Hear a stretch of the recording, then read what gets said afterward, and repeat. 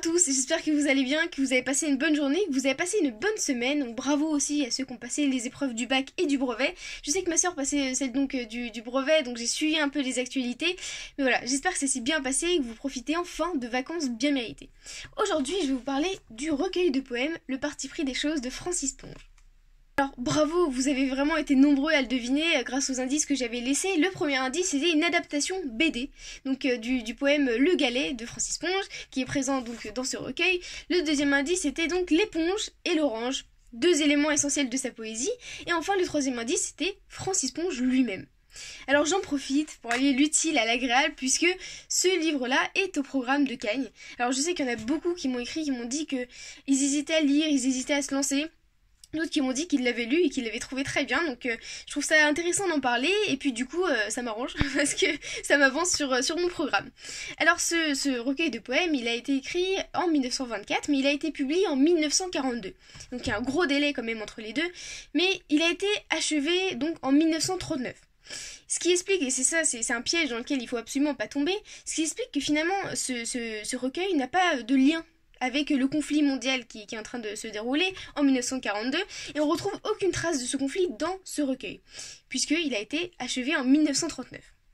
J'ai vraiment beaucoup aimé cet univers, qui est partagé entre plein d'analyses qui sont minutieuses et une plume qui est très singulière, et en fait l'auteur, il entend ici renouveler notre vision du monde, renouveler aussi notre vision du quotidien. Alors en passant du poème, par exemple, L'Orange aux escargots, on redécouvre vraiment le côté banal des choses. On redécouvre la simplicité de la vie à travers des objets qui sont connus par tous. Donc je pense que quand vous l'aurez lu et après vous verrez des objets qui ont été étudiés ici, vous aurez totalement une vision différente. Par exemple, on va prendre l'escargot. L'escargot qui est une petite chose qui semble assez insignifiante, qui glisse sur le sol, et pourtant il va lui donner des caractéristiques d'orgueil. On va avoir c'est un animal qui est solitaire, qui n'a pas d'amis, et qui pourtant brave le monde. C'est un peu le geste de l'enfant qui va essayer de donner une personnalité à tous les objets, à tous les êtres qui l'entourent. C'est un univers qui est absolument fascinant, que je vous conseille vraiment.